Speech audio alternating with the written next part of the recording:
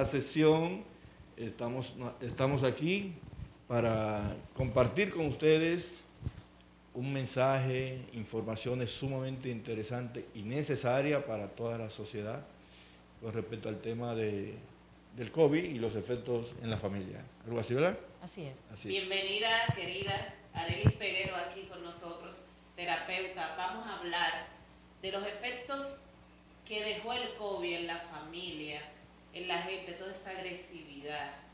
Explíquenos qué ha pasado luego del COVID, con la familia sobre todo. Bien, bueno, primeramente agradecer a ustedes la oportunidad que me dan de poder estar en este espacio, reiterarles mi intención de seguir apoyando, ¿verdad?, en todo lo que me sea posible, para que pues la población pueda recibir orientación y colaborar realmente con un espacio tan interesante. Jaime. Bueno, sí, así es. Comentarles que realmente esto que está viviendo el mundo, pero vamos a circunscribirnos a la sociedad dominicana, fuimos afectados, específicamente en marzo del año pasado fue cuando se dio el anuncio oficial de que teníamos ya el virus aquí, que íbamos a cerrar y todo esto. Algo realmente nuevo para esta generación, o por lo menos para que digamos de los años 40 para acá del siglo pasado no habíamos vivido algo como esto. Y fue algo totalmente nuevo, fue algo que no teníamos conocimiento cómo manejar y ya todos, porque hemos vivido y transitado este proceso, hemos visto lo que ha ido pasando. Fíjense una cosa, a veces la gente no se imagina lo que implica el cambiarle lo que es la cotidianidad al ser humano.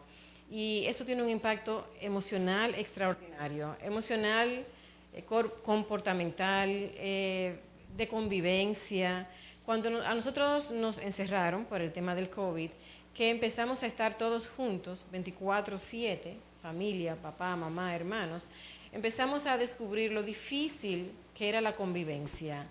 ¿Y por qué digo esto? Porque nosotros estamos acostumbrados, por ejemplo, a salir a trabajar, los niños salen a la escuela, papá y mamá salen, los niños salen a la escuela, hay una persona que se queda en la casa, o bien le dejamos los niños cuando llegan de la escuela a los abuelos, a quien los cuide, y no teníamos conciencia de lo que implicaba estar todo el tiempo en nuestras casas, conviviendo con nuestros hijos, conviviendo con nuestras parejas, esposo, esposa, en este caso los esposos con las esposas también. Y se hizo bastante difícil en el sentido de que teníamos que empezar a redescubrirnos en términos de lo que era nuestro accionar como parejas, como papá y como mamá, como hermanos también, debido a los conflictos que se daban. Esto generó bastante presión, bastante ansiedad.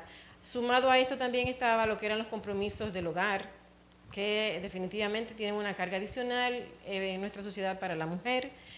Compromiso también como profesor o como profesora, ¿verdad? Porque tenía que sumarse el hecho de acompañar a los niños, de ayudarlos. Y todo esto fueron estresores bastante significativos. Esto es en términos de convivencia. Ahora, si tomamos en cuenta lo que es la situación que estábamos viviendo, el temor que estábamos viviendo, el desconocimiento que estábamos viviendo, las informaciones de muerte, de pánico, fue y todavía sigue siendo muy fuerte y muy triste lo que en términos emocionales se está padeciendo hoy en día.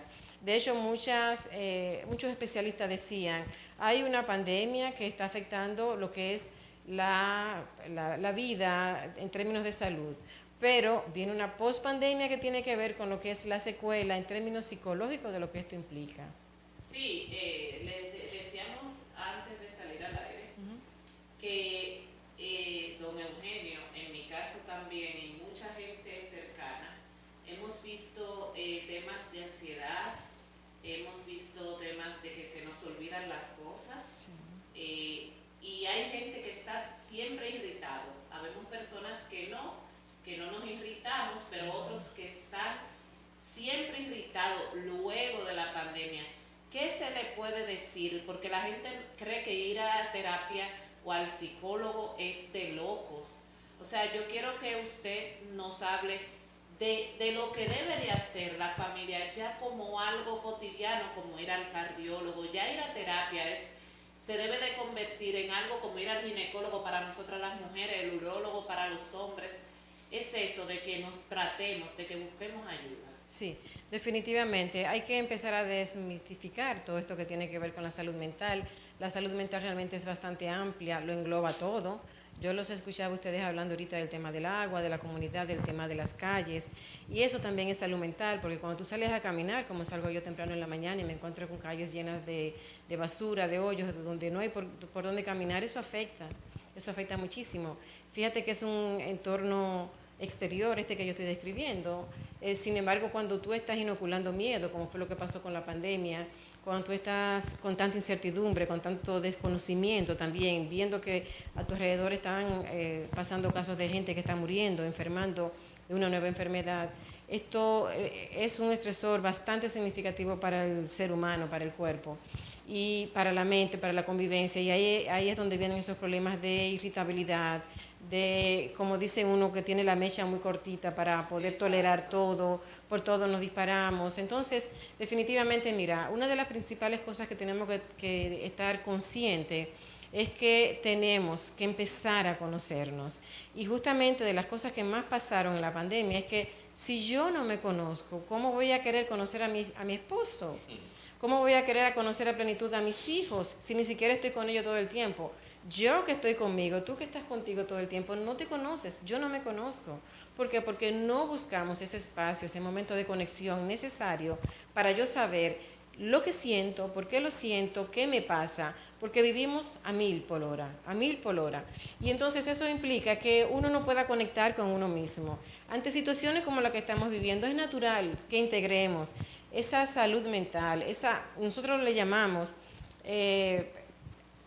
utilizando quizás un término conocido en el mundo de la medicina, tenemos que hacer un buen aseo, por ejemplo, de la salud mental, cuidar el sueño, el descanso, reconocer cuando necesito pedir ayuda, empezar a trabajar en torno a una disciplina y educación correcta para con mis hijos, empezar a poner límites, eliminando la violencia, utilizar más la comunicación, la conversación, reconocer qué cosas me sacan de balance o de control, reconocer que hay profesionales que estamos prestos para ayudar en situaciones como esta y en todo tipo de situaciones, y que la salud mental es global, lo abarca todo. Si yo no tengo salud mental, la física se pierde, Eugenio, también. Lo que pasa es que en la cultura dominicana, ir al psicólogo, ir al psiquiatra, ir donde un terapista, es porque tengo problemas, y sobre todo si hay algo que nosotros queremos esconder, son nuestros problemas que tienen que ver con la psique y con la mente. Así es. Bien, entonces ese es un problema. Pero además, está muy lejos. Y cuando digo lejos, por un lado la cultura y por el otro lado el costo, y no se sabe siempre dónde están. Ok. Fíjate, nosotros, hubo un grupo de profesionales de la psicología y de la psiquiatría que durante la pandemia se sumó a una iniciativa del Ministerio de Salud Pública dando asistencia gratuita psicológica, gratuita, vía telefónica, a las personas en pandemia.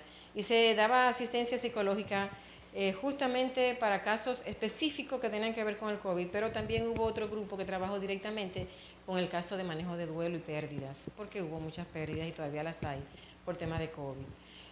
Hay muchas instituciones que están dando asistencia, ofreciendo servicios, y es necesario que las personas rompan esos esquemas que tenemos de que ir al psicólogo sencillamente es porque usted tiene un problema. Bueno, pero si yo tengo un dolor en el riñón o me duele el hígado, yo también tengo un problema. Y como yo les decía, miren, cuando yo estuve dando asistencia psicológica en el programa del ministerio, como yo les comentaba, habían personas que sencillamente con tú decirle, mire, desconéctese de la televisión o del radio durante un día, no escuche noticias, no introduzca eso en su mente, cálmese, haga otras cosas, siembre una matica, saque al perrito al patio, escriba algo, dibuje, o sea, haga cosas diferentes, alternativas. Con solo ese hecho, usted bajarle la velocidad, haga ejercicio, llámese a una persona y no le hable de lo que está pasando, dígale que la quiere, o sea, haga cosas alternativas. Con solamente ese hecho de usted bajarle la velocidad a la mente, a los pensamientos, ¿qué pasaba con la gente? Podía hasta dormir, y llamaban por problemas de sueño. Entonces, para que ustedes vean lo elemental que es esto, lo simple que es esto, lo que implica esto. Y esa persona nunca había tenido una dificultad. Sin embargo, por el mal manejo que estaban haciendo de todo lo que les llegaba, no sabía cómo iban a poderlo elaborar. Ya les generaban pánico, ansiedad, trastorno de sueño, irritabilidad, muchísimas dificultades. Y pensaban en algunos momentos, decían, porque acostumbran a decirle doctor a uno, pero nosotros somos realmente psicólogos, los doctores son los psiquiatras. Nos decían, doctora, ¿y es que yo me estoy volviendo loca? No, tú estás reaccionando de manera normal ante un hecho que no es normal. O sea, normalmente uno reacciona ante hechos que no son normales de esa forma, pero definitivamente hay que buscar ayuda. Hay que buscar ayuda, rodearse también de personas. Una cosa que yo entiendo que quizás con el paso del tiempo va a ser necesario evaluar es el tema del manejo de la pandemia y ese aislamiento forzoso que nosotros nos vimos abocados. ¿Por qué? Porque el ser humano es social. Si yo, por ejemplo, debo tener cuidado para ir donde mis padres, yo me voy a forrar, debo aforrarme con un traje, incluso hasta como si fuera un astronauta, pero ir a ver a mis padres. Saludarlos, que ellos me vean, que yo los vea, pasarle la mano. ¿Por qué? Porque los médicos se cubren bastante bien y atienden diariamente casos de COVID y sobre todo en los momentos más críticos y lo podían hacer. Entonces, la gente necesita contacto. Esa es una de las primeras cosas, o sea, contacto, esa red de apoyo. Nosotros tenemos la intención realmente de ver si podemos aquí en Jaina dar servicio de psicología a precios módicos, gratuitos, estamos empezando. Pero sí es necesario, o sea, acérquense realmente, busquen ayuda, reconozcan algo y es bueno que quizás nos quedemos con algo. Yo como ser humano no lo puedo todo. Yo como ser humano no lo sé todo. Sí, okay. Yo veía en un programa hoy para confirmar eso que usted dice y nos oriente en esa parte, de que se está abusando unos tales coaching que hay ahora, de decir yo puedo, tú puedes, yo puedo, y unos negocios piramidales. Y decía una colega que no, que yo no puedo ser médico, yo no puedo abrir un corazón, yo no puedo ser ingeniero, yo lo que soy es periodista. Yo puedo hacer periodismo de investigación, comunicación corporativa, pero yo no puedo hacer contabilidad. Entonces es eso también, de que podamos, pero amarnos y sanarnos. Yo quiero que usted nos hable un poquito de eso, de este afán que se ha metido ahora, de que todo lo podemos, de que yo todo lo puedo. No, realmente no. Hay que tener mucho cuidado con esto porque finalmente tiende a una frustración que no es saludable o no es necesaria. ¿Por qué? Porque hay frustraciones que son necesarias y es bueno que los papás entiendan que los niños tienen que vivir situaciones de frustración. ¿Por qué? Porque la vida los va a frustrar en algún momento y tienen que saber salir adelante. Ahora, hay otro tipo de frustraciones que no son necesarias. Yo no lo puedo todo, yo no lo sé todo. Y cuando estamos en esa situación, yo sé entonces que necesito buscar ayuda. Y yo crezco, yo soy mejor persona cuando yo busco del otro, cuando yo me oriento con el otro, cuando yo apoyo incluso al otro. ¿Sabe que el ejercicio de solidaridad? Eso es sanador. Claro que es sanador, porque eso da un nivel de satisfacción en la vida, que es lo que siempre andamos buscando, claro, sentirnos satisfechos. Claro. Y creo que si nos dedicáramos un poquito más a pensar en el otro, en las necesidades y en cómo apoyar al otro a resolver algunas situaciones. ¿Sabe qué pasa? Ajá. Mi problema se pone chiquito. Claro, porque además tú te enteras de que el tuyo no es tan grande. Exacto. Como yo el tengo del esa otro. Terapia como mía, que es muy mía, que yo me la inventé. Cuando yo me siento agobiada, digo, hay uno que está peor que yo. Tú sabes que yo siempre a mis hijas, siempre ellas me decían, papi, ¿por qué tú tienes manejo en algunas áreas así? Digo yo, haciendo trabajo voluntario. Digo yo, el que hace trabajo voluntario lo hace con el corazón. Sí. Así es. Y cuando lo hace con el corazón, lo hace bien. Claro. Y además siente la satisfacción también por el bien cumplido. Claro que sí. Y uno de las actividades que son más sanas, de más crecimiento, justamente es el trabajo voluntario. ¿Por qué? Porque te sale del alma, es del corazón. Y cuando tú conectas corazón con cerebro, no hay cosa que sea más efectiva. Tú estás en plena armonía. Y tú no estás haciendo algo porque tú tienes una remuneración, sino por esa satisfacción que da sentido a la vida. Sí. Y sabemos que el sentido en la vida de las personas es uno de los protectores más efectivos que hay contra todo tipo de situaciones que pueden ser peligrosas para el ser humano. Entonces, Eso es muy importante. Bueno, un último mensajito para toda la gente que nos ve. Tenemos que hacer como 10 programas con usted, ¿verdad? Porque el tiempo traiciona, en televisión el tiempo siempre es muy corto. Pero un mensajito para que la gente se motive a amarse, a cuidarse y a tratarse cuando sea necesario. Sí, miren, nosotros entendemos, hay muchas personas que viven muy aisladas, muy solas. Empiecen a crear su círculo de apoyo, su red de apoyo, llamen a sus amistades, a sus familiares. Yo digo, hay tantas personas mayores, parientes de nosotros, para no decir que me voy fuera de mi círculo, que con que usted le haga una llamadita, y eso es una alegría enorme para esos viejitos, porque es una etapa en la que casi nadie los mira, nadie los escucha, no le dan importancia. Haga eso y usted va a ver cómo usted se va a sentir bien. Esa persona también le va a devolver todo ese cariño que tiene ya, no solamente por los años, sino por la sabiduría que da el poder llegar a cierta edad. Está esta parte, están los ejercicios. Señores, hacer ejercicio es muy importante. Caminar si no tiene muchas cosas que hacer, pero mueva el cuerpo. Y eso crea también unos estímulos a niveles hormonales que te acercan mucho más a la felicidad, a la alegría, al poder disipar toda esa tensión que a diario acumulamos. Reconocer que yo tengo que trabajar en conocerme. Cuando yo hago algo, por ejemplo, le doy una respuesta a mi hijo, a mi hija, o a mi esposo, a mi compañero de trabajo, ¿desde dónde yo estoy respondiendo? Desde el ego, que es también orgullo, desde la sumisión, desde la dependencia, desde el amor propio, y diferenciar una y otra cosa. Trabajar y hacer compromiso con uno mismo, de que yo tengo, independientemente de todo, que empezar a cultivar el amor en mí. Y no un amor comprometido, te doy amor porque tú me das, no. Sí. Sino ese amor que ya todos conocemos, ¿verdad? Que viene desde los grandes maestros, desde todas estas enseñanzas, el amor incondicional. Yo te quiero sencillamente como porque te quiero. Es como el amor que yo te quiero por mí, no por ti. Por mí, no por ti. Yo perdono las cosas que me hacen, no por ti, sino por mí, porque eso me da salud. ¿Ok? Amén. Y reconocer también esa tolerancia que es necesaria. A veces uno se desespera como mamá con los hijos. No le busque lo malo, busque lo bueno. Si usted cambia la mirada en la persona hacia la que usted ve, esa persona cambia.